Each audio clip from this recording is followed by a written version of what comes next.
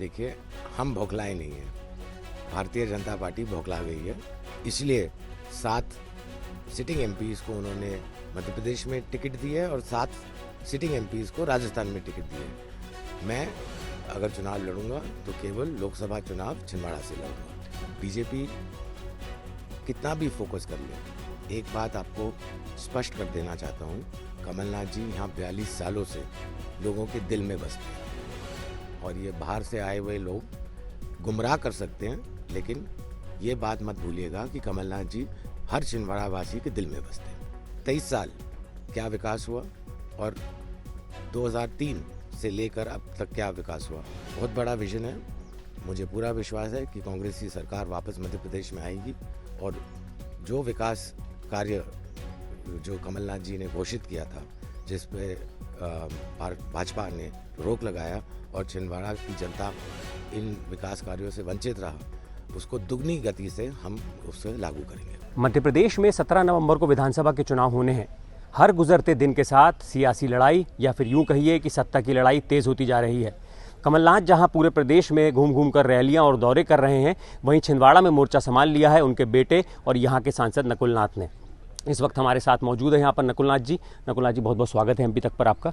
सबसे पहले आप बताइए कि किन मुद्दों को लेकर आप चुनाव में जाएंगे? मुद्दे तो बहुत सारे हैं। सबसे पहले तो हम भ्रष्टाचार, अत्याचार, महिलाओं पे अत्याचार, बेरोजगारी, ये मुख्य बिंदुओं पे हम जनता के बीच में जाएंगे। नकुल जी, साल 2018 में 7 सीटें कांग्रेस यहाँ जीत पाई, तो इस बार किन किन सीटों पर चुनौती लगती है आपको? कोई सीट पे कोई चुनौती नहीं है। इस बारी भी हम 7 के 7 विधानसभा जीतेंगे।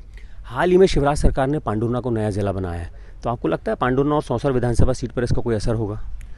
सबसे पहले तो मैं पांडुर्ना की जनता को बधाई देना चाहता हूँ।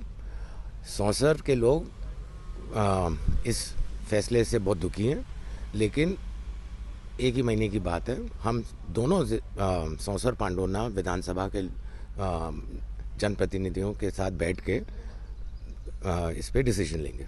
मतलब जिला वापस मर्ज भी किया जा सकता है? जो जनता चाहेगी हम वही करेंगे। नकुल जी, बीजेपी ने 7 सांसदों को टिकट दिया है, जिसमें 3 केंद्रीय मंत्री भी शामिल है, तो अगर कांग्रेस पार्टी आपसे चुनाव लड़ने को कहती तो आप कहाँ से लड़ेंगे?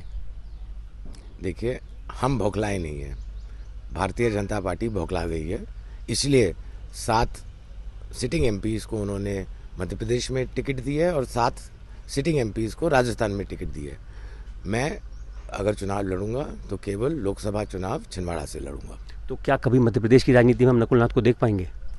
देखिए, अभी स्टेट के चुनाव हैं, उसके तुरंत बाद लोकसभा के चुनाव हैं, उसके बाद देखते हैं। नकुल नाथ जी, हम जब गांव में जाते हैं, महिलाओं से बात करते हैं, तो लाडली बहना का काफ़ी असर है। ये वही योजना है जिसका फ़ायदा आपको कर्नाटक और हिमाचल में भी मिला, इससे मिलती जुलती योजना जो बाद में यहाँ पर लागू हुई। आपको क्या लगता है कितना असर होगा इसका, आपको कितना नुकसान हो सकता है? आपके चैनल के माध्यम से मैं हर लाडली बहना से पूछना चाहता हूँ, क्योंकि अब आचार संहिता लग गई है, चुनाव आने वाले हैं। आखिरी किश्त आपको 3 तारीख को मिली थी, अगली किश्त तो आपको मिलेगी नारी सम्मान योजना के तहत 1500 रुपये मिलेगी, 1000 रुपये नहीं। 1250 रुपये दे रहे हैं।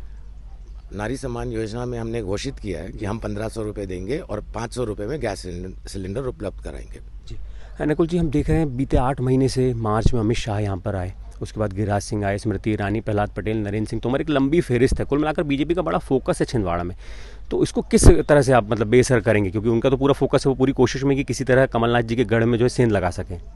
देखिए, बीजेपी कितना भी फोकस कर ले, एक बात आपको स्पष्ट कर देना चाहता हूँ, कमलनाथ जी यहाँ 42 सालों से लोगों के दिल में बसते हैं और ये बाहर से आए हुए लोग गुमराह कर सकते हैं, लेकिन ये बात मत भूलिएगा कि कमलनाथ जी हर छिंदवाड़ा वासी के दिल में बसते हैं। नकुल जी, बीजेपी लगातार छिंदवाड़ा के मॉडल को लेकर सवाल उठाती है। बीजेपी के नेताओं का कहना है कि छिंदवाड़ा में असली विकास साल 2003 के बाद हुआ, जब उनकी सरकार बनी। इस पर क्या कहेंगे आप? कमलनाथ जी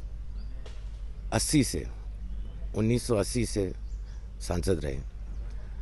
23 साल क्या विकास हुआ और 2003 से लेकर अब तक क्या विकास हुआ, ये जनता के सामने है।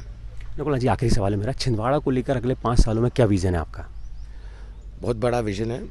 मुझे पूरा विश्वास है कि कांग्रेस की सरकार वापस मध्य प्रदेश में आएगी और जो विकास कार्य जो कमलनाथ जी ने घोषित किया था, जिस पे भाजपा ने रोक लगाया और छिंदवाड़ा की जनता इन विकास कार्यों से वंचित रहा, उसको दुगनी गति से हम उसे लागू करेंगे। जी, बहुत बहुत शुक्रिया आपको बात करने के लिए।